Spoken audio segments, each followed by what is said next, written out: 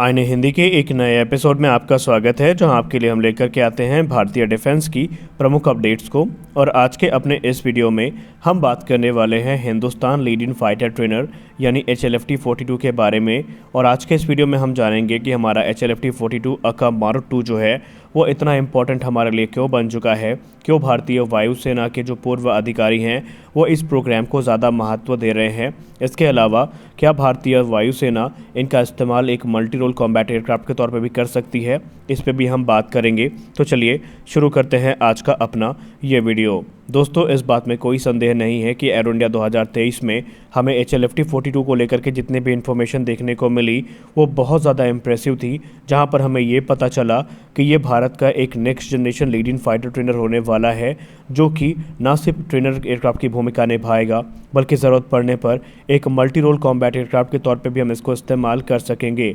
लेकिन जब से ये सामने आया उसके बाद से वर्ल्ड डिफेंस कम्युनिटी में एक बहुत बड़ा डिस्कशन शुरू हुआ। और क्यों इस प्रोजेक्ट को गेम चेंजर कहा जाने लगा, आइए ये भी समझते हैं।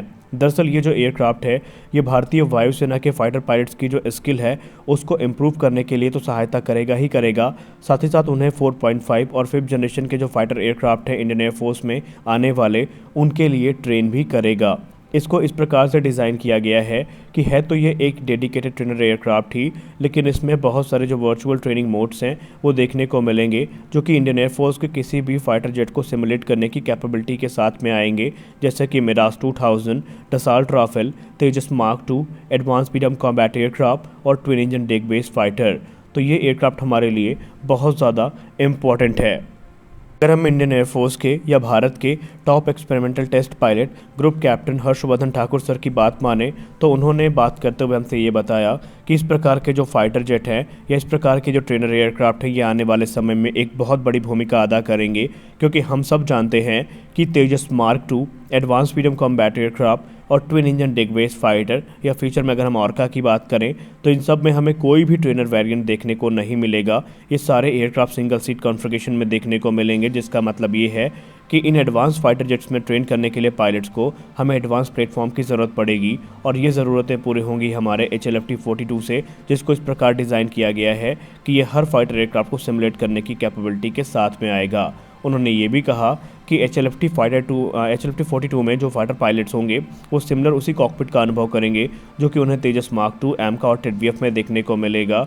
और इसीलिए इसे लीडिंग फाइटर ट्रेनर का नाम भी दिया गया है, क्योंकि ये सारे फाइटर ट्रेनिंग प्रोग्राम्स को लीड करेगा। और इंडियन एयरफोर्स के जितने भी पायलट्स हैं वर्ष 2030 तक, उन सभी को इसी से ट्रेन किया जाना शुरू किया जाएगा। और उन्होंने ये कहा कि वो आज तक भारत का बनाया हुआ सबसे एडवांस फाइटर एयरक्राफ्ट भी होने वाला है।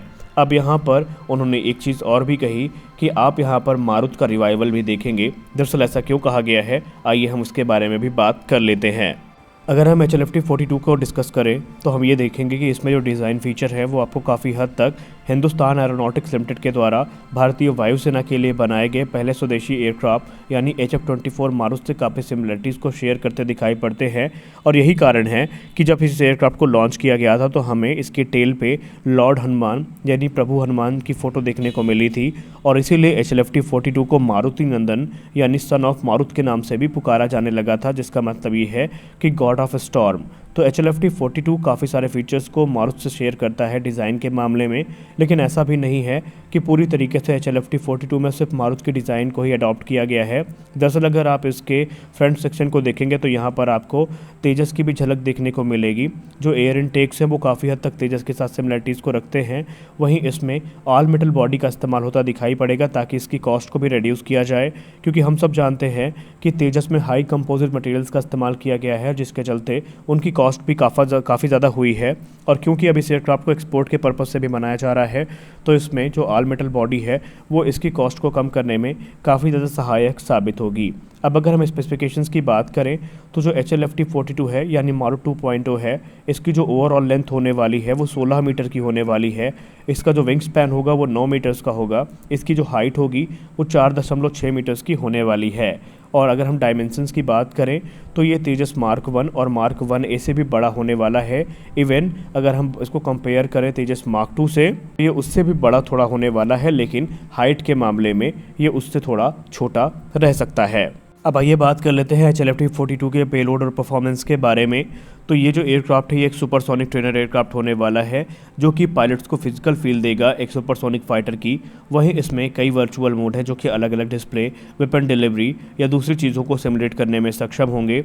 इसकी जो इंटरनल फ्यूल कैरिंग कैपेसिटी आपको देखने को मिलेगी वो 3500 किलोग्राम की देखने को मिलेगी। वहीं इसका जो मैक्सिमम ऑल ऑफ वेट है वो 16,500 किलोग्राम का होगा। और अगर आप इसके वेपन कैरिंग कैपेसिटी की बात करें तो HLFT-42 की जो वेपन कैरिंग कैपेसिटी है वो माइंड ब्लोइंग होने वाली है, क्योंकि इस एयरक्राफ्ट में आपको 11 हार्ड पॉइंट्स देखने को मिलेंगे जहां पर ये 10 बियॉन्ड विजुअल रेंज मिसाइल्स को कैरी करने में सक्षम होगा। और इसके अलावा 2 क्लोज कॉम्बैट जो मिसाइल्स हैं और एक जो बॉम्ब है वो भी कैरी कर सकेगा अलग अलग कॉन्फ़िगरेशन में। और सबसे खास बात यहाँ पर यह है कि इसकी जो पेलोड कैपेसिटी होने वाली है वो 4,500 किलोग्राम की होने वाली है। और अब आप समझ सकते हैं कि क्यों इंडियन एयरफोर्स के पायलट्स इसको लेकर के इतने ज़्यादा उत्साहित हैं, क्योंकि ये अपने साथ मैसिव पेलोड को कैरी करने में सक्षम है। जैसा कि हमने आपको बताया कि 11 हार्ड पॉइंट्स आम बात नहीं होती हैं और 10 BVR मिसाइल्स को कैरी करने का मतलब ये है कि अपने आप में ये एक उन्नत मल्टी रोल फाइटर एयरक्राफ्ट होने वाला है जो कि इंडियन एयरफोर्स की रिक्वायरमेंट्स को भी पूरा कर सकेगा। अब अगर हम इलेक्ट्रॉनिक्स की बात करें और एवियोनिक्स की बात करें तो ये जो एक नेक्स्ट जनरेशन सुपरसोनिक ट्रेनर होने वाला है ये मॉडर्न कॉम्बैट ट्रेनिंग में एक अहम भूमिका निभाएगा और इसके लिए इसको स्टेट ऑफ द आर्ट जो टेक्नोलॉजीज़ हैं उनसे इक्विप किया जाएगा। जैसे कि इसमें आपको active electronically scan array radar, जिसको हम एसा रेडार कहते हैं, वो देखने को मिलेगा। इलेक्ट्रॉनिक वॉरफेयर स्वीट देखने को मिलेगा। इसके अलावा इसमें infrared search and track system देखने को मिलेगा। पहले ये माना जा रहा था कि इसमें जो fly by wire control system है वो नहीं रहेंगे, लेकिन अब जो रिसेंट रिपोर्ट सामने आ रही है उसमें यह बताया जा रहा है कि इस एयरक्राफ्ट को fly by wire control system से भी इक्विप किया जाएगा, यानी कि ये एयरक्राफ्ट सर्वगुण संपन्न होगा। इसका इस्तेमाल ट्रेनर के तौर पर भी किया जा सकेगा, वहीं किसी विषम परिस्थिति में पड़ने पर इसका इस्तेमाल एक उन्नत फाइटर जेट के तौर पर भी किया जा सकेगा।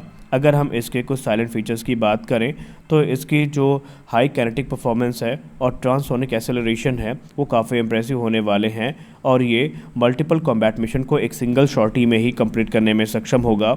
और सबसे खास बात यहाँ पर यह है कि इसमें आपको इन फ्लाइट रिफ्यूलिंग प्रोब भी देखने को मिलेगा, जिसकी सहायता से ये मिड एयर रिफ्यूलिंग करने में भी सक्षम होगा।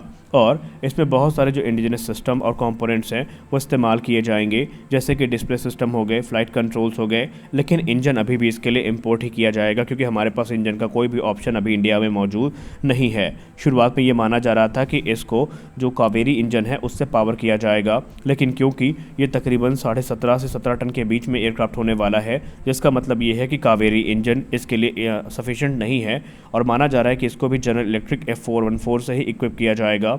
अब क्योंकि F414 इक्विप किया जा रहा है तो अब आप समझ सकते हैं कि ये एयरक्राफ्ट कितना बड़ा होने वाला है। निस्संदेह ये तेजस से ज़्यादा कैपेबल भी होने वाला है। तो आज के इस वीडियो में बस इतना ही, मिलता है अगले वीडियो में कुछ और अपडेट्स के साथ। तब तक के लिए जय हिंद।